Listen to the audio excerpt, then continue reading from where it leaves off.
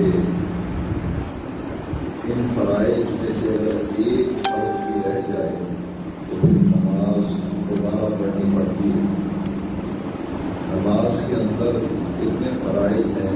پہلا فرض ہے تکبیر تحریمہ، کانوں تک ہاتھ اٹھا کر اللہ اکبر کہہ کر ہاتھ باندھ لینا، یہ تکبیر تحریمہ کہلاتا ہے، یہ نماز کا فرض ہے۔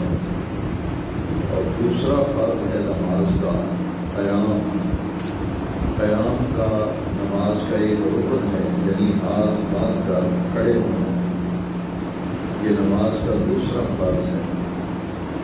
تکبیر تحریمہ جو نماز کا پہلا فرض ہے، اس کے لیے حدیث شریف میں جو طریقہ لکھا گیا ہے وہ یہ ہے کہ دونوں انگوٹھے جو کانوں کی لو تک لے جانا ضروری ہے، اور بعض روایات میں آتا ہے کہ تکبیر تحریمہ میں یہ دونوں ہاتھ جو ہیں اس طرح کانوں کی لو تک لے جا کر ہاتھوں کی ہتھیلیوں کا رخ جو ہے وہ قبلہ شریف کی طرف ہو، اور یہ پہلا رکن ہے نماز کا۔ اللہ اکبر کہہ کے نماز کو شروع کرنا۔ دوسرا فرض ہے قیام، یعنی اللہ اکبر کہہ کر ہاتھوں کو باندھ لینا۔ تو حدیث شریف میں ہے کہ ناف کے نیچے نبی کریم صلی اللہ علیہ وسلم ہاتھ باندھا کرتے تھے نماز کے دوران، تحت السرہ، سرہ عربی میں ناف کو کہتے ہیں، تحت کا معنی ہے نیچے، ناف سے متصل نبی کریم صلی اللہ علیہ وسلم نماز میں ہاتھ باندھتے تھے۔ اور اس کی کیفیت بھی حدیث شریف میں بیان کی گئی کہ یہ چھوٹی انگلی جو ہے اس کو یہاں کلائی کے نیچے رکھا جائے اور 3 انگلیوں کو سامنے رکھا جائے، اور انگوٹھا جو ہے اس کو اندر کی طرف رکھا جائے۔ یہ طریقہ تھا نبی کریم علیہ السلام کا ہاتھ باندھنے کا، اور ناف کے نیچے حضور ہاتھ باندھتے۔ یہ نماز کا دوسرا فرض ہے۔ تیسرا فرض ہے قرأت، یعنی سورہ فاتحہ پڑھنا اور ساتھ قرآن مجید کی کوئی سورت ملانا، یا پھر ایک بڑی آیت پڑھ لی جائے یا 3 چھوٹی آیتیں پڑھ لی جائیں۔ تو یہ نماز کے اندر تیسرا فرض ہے قرأت، یعنی سورہ فاتحہ کے ساتھ کوئی اور سورت ملانا۔ چوتھا فرض ہے نماز کا رکوع، اور نبی کریم صلی اللہ علیہ وسلم کے رکوع کا طریقہ یہ تھا کہ ام المومنین حضرت عائشہ صدیقہ رضی اللہ تعالیٰ عنہا سے جو حدیث مروی ہے اس میں حضور کے رکوع کی کیفیت بیان کی گئی، تو حضور کا سر اقدس اور پشت مبارک بالکل برابر ہوتی، رکوع میں اس طرح زیادہ جھکنا وہ درست نہیں ہے، بلکہ جس طرح ہاتھ بالکل سیدھا ہے، رکوع میں اسی طرح پشت اور سر جو ہے کندھے برابر ہونے چاہیے۔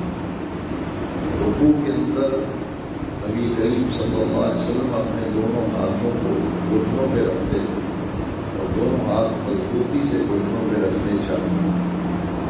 رکوع کے اندر اپنی نگاہ جو ہے وہ پاؤں کی پشت پر ہونی چاہیے، پاؤں کو اوپر والا جو حصہ ہے نظریں وہاں ہونی چاہیے۔ یہ نماز کا چوتھا فرض ہے قیام، اور تکبیر تحریمہ پہلا فرض، دوسرا قیام، تیسرا قرأت، اور چوتھا فرض ہے رکوع کرنا۔ پانچواں فرض ہے سجدہ۔ دونوں سجدے جو ہیں نماز کے اندر فرض ہیں۔ سجدے کے لیے یہ بات سمجھ لینی چاہیے، جس طرح رکوع کے اندر ہماری نظر جو ہے، نگاہ جو ہے وہ پاؤں کی پشت پر ہونی چاہیے، سجدے کے اندر ہماری نگاہ جو ہے وہ ناک کے اوپر ہونی چاہیے، ناک کا یہ حصہ ہے اس کے اوپر نظر ہونی چاہیے۔ اور جب ہاتھ باندھ کے نماز کا دوسرا فرض قیام ادا کر رہے ہیں تو اس وقت ہماری نگاہ جو ہے وہ سجدے کی جگہ پر ہونی چاہیے، سجدے کی جگہ کو دیکھنا چاہیے، رکوع میں پاؤں کی طرف نظر رکھنی چاہیے، اور سجدے کے اندر ناک کی طرف نظر رکھنی چاہیے۔ سجدے کے بارے میں یہ مسئلہ اچھی طرح سے سمجھنا چاہیے کہ حدیث شریف میں ہے کہ سجدہ جو ہے وہ کن ہڈیوں پہ ہے، ایک تو ماتھا پیشانی جو ہے یہ ہڈی جو ہے اس کو زمین کی سختی محسوس ہو، یہ دونوں ہاتھوں کی انگلیاں جو ہیں یہ زمین پہ رکھی ہوں اور زمین کی سختی دونوں ہاتھوں کو محسوس ہوتی ہے، دونوں گھٹنوں کی ہڈیاں یہ بھی زمین کے ساتھ مس کریں اور ان کو زمین کی سختی محسوس ہو، دونوں پاؤں کی انگلیاں جو ہیں ان کے پیٹ زمین کے اوپر لگے ہوئے، یہ سجدے کے اندر جو ہڈیوں کا زمین کے ساتھ لگنا اور اس کی سختی کا محسوس کرنا یہ ضروری ہے، یہ سجدے کے مکمل ہونے کے لیے ضروری ہے۔ اور سجدہ عورت اگر کرے گی تو سمٹ کر سجدہ کرے گا، لیکن مرد اگر سجدہ کرے گا تو دونوں ہاتھوں کو یوں رکھے گا اور اپنی ناک جو ہے دونوں ہونٹوں کے درمیان آئے، چہرہ جو ہے انگلیوں کے درمیان میں آئے۔ یہ کیفیت نبی کریم صلی اللہ علیہ وسلم کی سجدے کے اندر تھی۔ یہ پانچواں فرض ہے نماز کا، دونوں سجدوں میں اس طرح سے ادائیگی کرنا۔ بعض لوگوں کو سجدے کے اندر پاؤں کی انگلیاں جو ہیں اٹھ جاتی ہیں، پچھلے پاؤں زمین پہ نہیں ٹکتے یا ایک تھوڑا سا حصہ لگا لیتے ہیں، یہ درست نہیں، پورے پاؤں کا انگلیوں کا پیٹ زمین پر لگنا ضروری ہے۔ چھٹا فرض ہے نماز کے اندر آخری فرض، جسے التحیات بھی کہتے ہیں۔ اس کے تین نام ہیں، التحیات، آدھا بھی کہتے ہیں اسے، تشہد اس کا، تشہد اصل لفظ ہے، یہ التحیات بھی کہلاتا ہے، آدھا بھی کہلاتا ہے، تشہد، تین نام ہے اس کے۔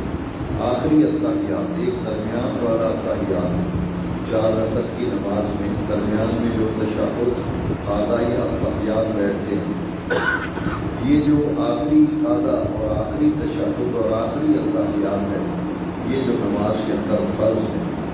7واں فرض ہے نماز کا السلام علیکم ورحمۃ اللہ، دونوں طرف کہہ کر اپنی نماز کو ختم کرنا۔ عربی کے اندر اسے کہتے ہیں خروج بسنعہ، جب اللہ اکبر کوئی کہتا ہے تو وہ نماز کے اندر داخل ہو جاتا ہے، اس کی نماز شروع ہو جاتی ہے۔ اب وہ نماز پڑھ رہا ہے تو اس نماز سے باہر کس طرح آنا ہے؟ اللہ اکبر کہہ کے نماز کو شروع کرنا، یہ نماز میں داخل ہونے کا طریقہ ہے۔ اور جب نماز مکمل ہو جاتی ہے، ہم درود شریف پڑھتے ہیں، پھر دعا مانگتے ہیں، ہماری نماز مکمل ہو گئی۔ اب یہ مسئلہ پیش آیا کہ نماز سے باہر کس طرح ہے، باہر آنے کا طریقہ پھر شریعت نے سکھایا، اسے خروج بسنعہ کہتے ہیں، خروج کہتے ہیں باہر نکلنا۔ اب نماز سے باہر نکلنے کا طریقہ یہ ہے کہ دائیں طرف اللہ اکبر جب ہم کہہ کے نماز شروع کرتے ہیں تو نکلنے کا طریقہ یہ ہے کہ دائیں طرف کے اگر جماعت کے ساتھ نماز پڑھتے ہیں تو نمازیوں کی نیت کریں، اور یہ گدے کے اوپر جو اللہ کریم نے کرامن کاتبین مقرر کیے ہیں، فرشتے دونوں کندھوں پہ عملنامہ لکھتے ہیں، ان کی نیت کر کے اور دائیں طرف کے نمازیوں کی نیت کر کے کہنا السلام علیکم ورحمۃ اللہ۔ دوسری طرف اگر بائیں طرف نمازیوں کی نیت کر کے اور اس فرشتے کی نیت کر کے کہنا السلام علیکم ورحمۃ اللہ۔ اکیلے نماز پڑھتے ہیں تو پھر اس وقت یہ دائیں بائیں جو فرشتے ہیں ان کی نیت کر کے کہنا السلام علیکم ورحمۃ اللہ، یہ نماز سے نکلنے کا طریقہ۔ تو کل فرض جو ہیں وہ نماز کے ساتھ ہیں۔ ہمیں اپنے چھوٹے بچوں کو بھی سکھانا چاہیے، بڑے بچوں کو بھی، گھر میں بیٹیوں کو بھی، عورتوں کو بھی یہ مسائل بتانا چاہیے کہ وضو کے مختصر سے مسائل کل کے اور آج درس میں جو خلاصہ ہے وہ غسل کے 3 فرض ہیں، وضو کے 4 ہیں اور نماز کے 7 فرض ہیں۔ فرض کا مطلب یہ ہے کہ ان میں سے ایک عمل بھی رہ گیا تو پھر دوبارہ پڑھنی پڑتی ہے۔ یہ نماز کے اندر آپ دیکھتے ہیں کہ سجدہ سہو کیا جاتا ہے۔ بعض لوگ غلط فہمی کا شکار ہیں کہ اگر فرض رہ جائے تو پھر سجدہ سہو سے نماز نہیں ہوتی، فرض اگر رہ جائے تو نماز دوبارہ پڑھنی پڑتی ہے۔ سجدہ سہو کا مسئلہ بھی آج درس میں ہم سیکھ لیں۔ 2 وجہوں سے سجدہ سہو واجب ہوتا ہے۔ نماز کے اندر 2 قسم کی غلطیاں ہیں، 2 غلطی میں دونوں قسم کی غلطیوں میں سے ایک قسم کی غلطی ہو جائے گی، امام نماز پڑھا رہا ہے اسے بھی سجدہ سہو کرنا پڑے گا، مقتدی اکیلا نماز پڑھ رہا ہے، ان دونوں غلطیوں میں سے ایک غلطی ہو گئی تو پھر سجدہ صاحب سے نماز ہو، وہ دو غلطیاں کیا ہیں؟ یا تو فرض کو تاخیر ہو جائے، ایک ہے کہ فرض کا رہ جانا، فرض بالکل رہ گیا ہے تو نماز ہوگی نہیں، پھر تو دوبارہ پڑھنی پڑے گی۔ 7 فرضوں میں سے نماز کے جو 7 فرض آج بیان کیے گئے ان میں سے ایک فرض بھی رہ گیا تو نماز دوبارہ پڑھنی پڑے گی۔ اور اگر فرض کو تاخیر ہو گئی تو پھر کیا کیا جائے گا؟ پھر سجدہ صاحب کیا جائے گا۔ اگر واجب رہ گیا ہے، وہ عمل جو نماز کے اندر واجب ہے ان میں سے وہ واجب رہ گیا ہے تو سجدہ صاحب سے نماز ہو جائے، لیکن فرض اگر رہ جائے تو پھر نماز دوبارہ پڑھنی پڑتی ہے۔ تو سجدہ صاحب کے جو ہیں وہ 2 طریقے ہیں، جیسا کہ ایک شخص نے قرات کے بعد فوراً رکوع میں جانا تھا، لیکن درمیان میں کوئی ایسا عمل ہو گیا جس کی وجہ سے یا بھول گیا یا کوئی ایسا معاملہ ہو گیا کہ رکوع میں جانے میں تاخیر ہو گئی، سمع اللہ لمن حمدہ کہہ کے کھڑا ہوا ہے، اب اس نے سجدے میں جانا ہے تو سجدہ فرض ہے، تو وہ اتنی تاخیر سے گیا ہے کہ جس کا کوئی شرعی سبب نہیں، ایسے ہی کھڑا رہا بغیر پڑھے تو دیر سے گیا، تو جب فرض کو تاخیر ہو جائے گی سجدہ صاحب کرنا پڑے گا، اور اگر واجب رہ گیا ہے تب بھی سجدہ صاحب سے نماز ہو جائے گی۔ نماز ایک ایسا عمل ہے کہ جو مسلمان پر سب سے بڑا فرض ہے، ہمیں اس بات کو سمجھنا چاہیے۔ ہم جو فرض چھوڑ کر مستحبات کی طرف مصروف رہتے ہیں یہ شریعت میں پسندیدہ بات نہیں ہے۔ ایک آدمی فرض کو پڑھتا ہی نہیں، نماز پڑھتا ہی نہیں جو نماز فرض ہے، اور دیگیں پکا کے بانٹ رہا ہے یا کوئی اور نفلی نیکیاں کرتا ہے، تو شریعت اس بات کو پسند نہیں کرتی۔ شریعت یہ کہتی ہے کہ پہلے فرض ادا کرو، اور سب سے بڑا فرض نماز ہے، نماز کی پابندی کرو، فرض ادا کرو، مستحبات کا درجہ تو بعد میں۔ اس کی مثال ایسے ہی ہے کہ جو آدمی یہاں نماز کے لیے آئے، مثلا ظہر کے وقت آتا ہے تو فرض تو پڑھتا نہیں لیکن نفلی پڑھے جا رہا ہے، نفلی پڑھے جا رہا ہے، یا قرآن مجید کی تلاوت ہی کر رہا ہے کہ وقت ہی گزر گیا تو اس نے نماز پڑھی نہیں۔ تو شریعت یہ ہمیں تعلیم دیتی ہے، دین یہ کہتا ہے کہ سب سے پہلے فرائض ہیں، فرائض کے بعد واجبات ہیں، واجبات کے بعد سنت ہے، اور سنت کے بعد جو ہے وہ نفلوں کا درجہ ہے۔ تو ہمارے ہاں یہ بڑی غلط فہمی ہے کہ نفلوں کی طرف اور مستحبات کی طرف زیادہ توجہ دی جاتی ہے اور فرائض کی طرف ہم توجہ نہیں دیتے۔ سب سے زیادہ توجہ ہماری جو ہے وہ فرائض کی ہونی چاہیے، اور جتنے بھی ہمارے اوپر فرض ہیں ان میں سے سب سے بڑا فرض جو ہے وہ نماز ہے۔ ایک ہے محض نماز کا پڑھ لینا، اور ایک ہے نماز کو صحیح ادا کرنا۔ یہ جو قرآن مجید میں اقیم الصلاۃ کا لفظ ہے کہ نماز قائم کرو، جاہل لوگ جو بھی نماز سے پڑھتے ہی وہ تو کہتے ہیں کہ پڑھنے کا حکم نہیں، قائم کرنے کا حکم۔ لیکن یہ بات سمجھ لیں کہ قائم کرنے سے کیا مراد ہے؟ قائم کرنے سے مراد یہ ہے کہ ذوق اور شوق سے ظاہری اور باطنی آداب کو مروز خاطر رکھ کے نماز پڑھنا۔ سبحان اللہ۔ کہ اگر بندہ نماز پڑھ رہا ہے تو اس کے جسم اگر نماز میں مصروف ہے تو اس کی سوچ، اس کی توجہ، اس کی فکر اور اس کی لگن اور اس کا دل جو ہے وہ بھی نماز کے اندر مصروف ہو، کامل توجہ سے نماز پڑھنا، یہ ہے اقیم الصلاۃ۔ اس کا ترجمہ مفسرین کرام کی تفسیر کی کتابیں پڑھیں نا تو اقیم الصلاۃ یعنی نماز قائم کرنے کا کیا معنی ہے؟ ظاہری ادب بھی قائم رکھنا اور باطنی ادب بھی۔ ظاہری آداب میں سے یہ ہے کہ جسم بھی پاک ہو، لباس بھی پاک ہو، جس جگہ پہ نماز پڑھنی ہے وہ جگہ بھی پاک ہو، اور جو نماز پڑھ رہے ہیں اس نماز کا وقت بھی ہو۔ جیسے فجر کی نماز ہے تو فرض کا وقت بھی ہو، ظہر کی نماز پڑھنی ہے تو ظہر کا وقت ہو، طہارت پہلے کی جائے، یہ نماز کے آداب ہیں ظاہری۔ اور باطنی آداب یہ ہے کہ کامل توجہ سے جب نماز پڑھی جائے تو ادھر ادھر توجہ نہ ہو، کامل توجہ جو ہے وہ اللہ تبارک و تعالیٰ کی طرف۔ عربی کے اندر جو نماز کی نیت ہے، ہم اپنی زبان میں یہ پڑھتے ہیں کہ 2 رکعت نماز فجر پڑھنے واسطے خدا تعالیٰ کے منہ طرف کعبہ شریف پیچھے امام صاحب اللہ اکبر۔ عربی کے اندر جو نیت ہے وہ ہے انی وجہت وجہی للذی فطر السماوات والارض حنیفا وما انا من المشرکین۔ یہ ہے کہ انی توجہت، انی وجہت، میں پوری طرح اپنے رب کی طرف متوجہ ہو گیا. سبحان اللہ. تو نماز کو قائم کرنے کا مطلب یہ ہے کہ توجہ سے ادا کی ہے.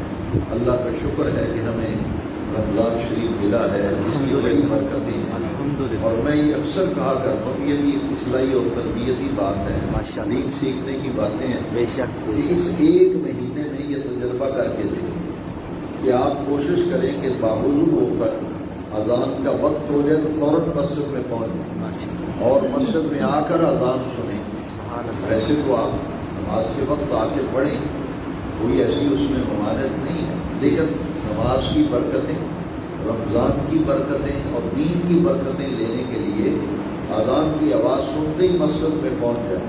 اگر قضا نمازیں آپ کے ذمے ہیں تو آپ قضا نمازیں پڑھیں آگے.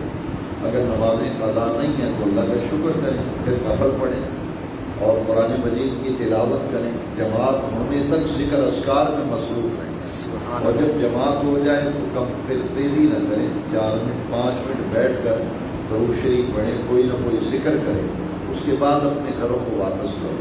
یعنی وہ لگن، ایک چاہت، محبت جو مسجد کے ساتھ اللہ. حدیث شریف میں آتا ہے کہ قیامت کے دن اللہ کے عرش کے سوا کوئی سایہ نہیں ہوگا. اللہ. لوگ سایہ ڈھونڈیں گے کہ ہمیں اللہ کے عرش کا سایہ مل جائے.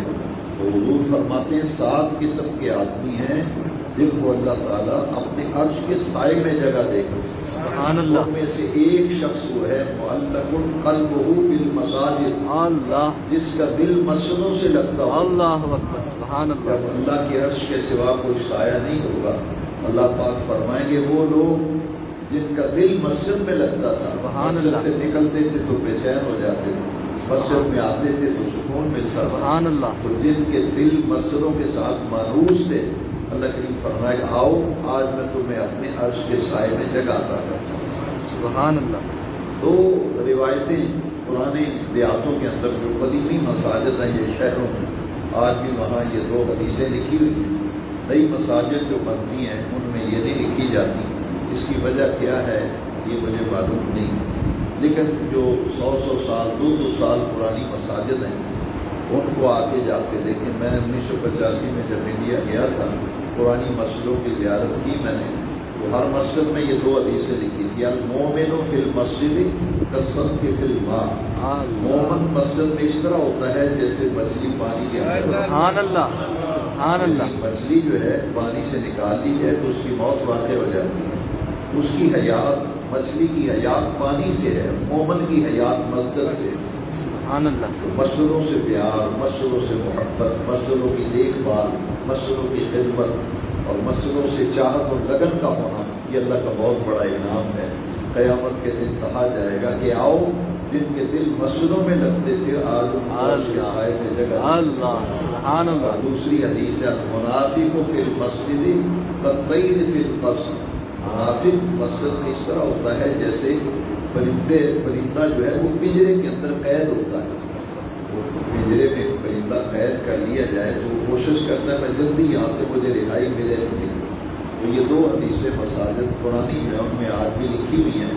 المومن فی المسجد کالسمک فی الماء.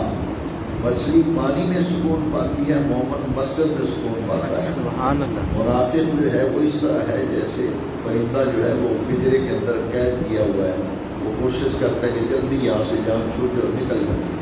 اس لیے بزرگوں نے فرمایا کہ دعا ختم ہو تو فوراً نہ اٹھے، 1 منٹ آدھا منٹ ہی بیٹھے تاکہ ہمارا نام ان لوگوں میں شامل ہو جائے کہ جن کے دل جو ہیں وہ مسجدوں میں لگے. سبحان اللہ. سبحان اللہ. اور یہ تو نماز کے فرائض ہو گئے. اور اس سے ایک اہم بات جو ہے نماز کے بعد دعا مانگنا اور دعا کے بغیر جانا یہ بڑا ہی ناقص عمل ہے. جیسا کہ حدیث شریف میں ہے کہ ہر فرض نماز کے بعد جو دعا مانگی جاتی ہے وہ اللہ کی بارگاہ میں قبول ہوتی ہے. سبحان اللہ.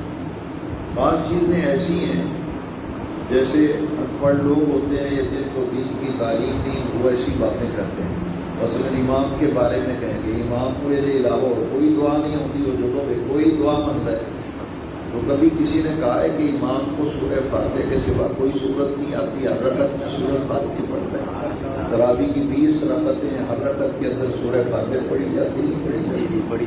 تو یہ دعا جو ہے حدیث شریف میں آتا ہے کہ نبی پاک صلی اللہ علیہ وسلم فضلوں کے بعد یہ دعا مانگتے ہیں اگر کوئی جاہل مقتدی یہ کہے کہ امام کو اس کے سوا کوئی دعائیں نہیں آتی، ایک ہی دعا مانگتے ہیں ہمارے مولوی صاحب، تو پھر اس کا مطلب یہ ہے کہ اس کو خبر ہی نہیں۔ حدیث شریف میں آتا ہے کہ ہر فرض نماز کے بعد نبی پاک نے اس دعا کو کبھی نہیں چھوڑا، اللہم انت السلام ومنک السلام تبارک یا ذا الجلال والاکرام۔ حدیث شریف میں جو دعا کے لفظ ہیں وہ اتنے ہی ہیں، بلکہ دوسری روایت میں دوسرے الفاظ دوسری دعاؤں کے اندر موجود ہیں، لیکن فرضوں کے بعد جو ہے حضور یہ دعا ضرور مانگتے ہیں، اللہم انت السلام ومنک السلام تبارک یا ذا الجلال والاکرام۔ اور بعض حدیثوں کے اندر ایک دعا اور بھی منقول ہے کہ حضور کبھی کبھی یہ دعا بھی فرضوں کے بعد اللہم انت السلام پڑھ کے یہ دعا بھی مانگتے ہیں، اللہم اعنا علی ذکرک و شکرک و حسن عبادتک۔ تو فرضوں کے بعد دعا مختصر ہونی چاہیے، اور مکمل نماز پڑھنے کے بعد دعا جو ہے دعا ربنا آتنا فی الدنیا حسنہ، یہ جامع دعا، یعنی ہماری کوئی دعا بھی ایسی نہیں ہونی چاہیے جس میں ہم یہ نہ مانگیں۔ ہماری رات کی نماز تراویح میں یہ آیت کریمہ گزری ہے، ربنا آتنا فی الدنیا حسنہ وفی الآخرۃ حسنہ وقنا عذاب النار، اسے جامع دعا کہا ہے۔ یا اللہ ہمیں دنیا کی ہر بھلائی عطا فرما، سبحان اللہ، اور ہمیں آخرت کی بھی ہر بھلائی عطا فرما، یہ بڑی جامع دعا ہے۔ تو نماز کے بعد دعا ضرور مانگنی چاہیے، اور اکثر و بیشتر میں کئی دفعہ یہ سمجھاتا رہتا ہوں، عرض کرتا رہتا ہوں کہ جب فرضوں کا سلام پھرتا ہے تو بعد میں کلمہ طیبہ پڑھا جاتا ہے، یہ افضل الذکر ہے۔ بعض لوگوں کو اس سے بھی وہ اعتراض کرتے ہیں کہ یہ ذکر کیوں کرتے ہیں، نماز جب ہوتی ہے تو فوراً کلمہ شریف، اس لیے کہ حدیث شریف میں آتا ہے افضل الذکر لا الہ الا اللہ، سبحان اللہ، یہ افضل ذکر ہے۔ تو یہ بزرگوں نے لکھا ہے کہ کم از کم 5 دفعہ فرضوں کا سلام پھرے تو لا الہ الا اللہ، لا الہ الا اللہ 3 مرتبہ یا 5 مرتبہ پڑھیں، اور پھر 3 مرتبہ پڑھیں محمد رسول اللہ محمد رسول اللہ محمد رسول اللہ، 3 مرتبہ پڑھ کے پھر 1 مرتبہ پڑھیں صلی اللہ تعالی علیہ وسلم، اور اس کے بعد پھر 1 مرتبہ اللہ اکبر، 1 مرتبہ اللہ، اور 3 مرتبہ بس اتنا ہی پڑھنا ہے استغفر اللہ استغفر اللہ استغفر اللہ۔ اس کے بعد آیت الکرسی،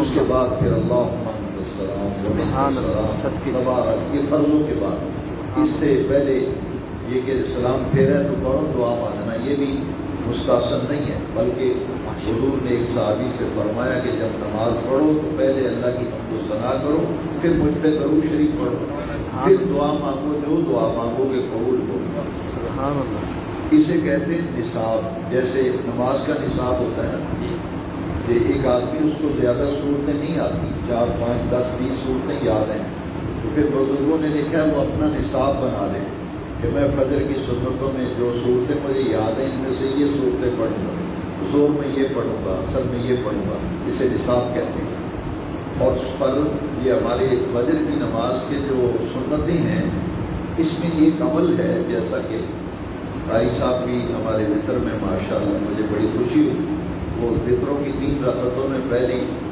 رکعت میں اذا جاء نصر اللہ، دوسری میں تبت یدا، تیسری میں سورۃ اخلاص، اور اس پر بھی اگر کوئی مقتدی کہے کہ یہی پڑھتے ہیں دوسری صورتیں نہیں پڑھتے، اس کی ایک وجہ ہے، سیدی اعلیٰ حضرت نے فرمایا کہ جو شخص وطروں کے اندر اسی ترتیب سے 3 رکعت میں پڑھتا ہے اس کے ساری عمر دانت نہیں گرتے۔ اللہ اکبر، اللہ اکبر، اللہ اکبر۔ ایک بزرگ کا واقعہ کتابوں میں لکھا، 90 سال کی عمر تھی اور وہ گنا چوک رہے تھے، 90 سال کی عمر، اور ایسے جیسے جوان گڈیریاں چوستا ہے اس طرح۔ انہوں نے پوچھا بابا جی بزرگوں یہ آپ کے دانت اتنے مضبوط ہیں کہ آپ گنا چوس رہے ہیں، وجہ کیا ہے؟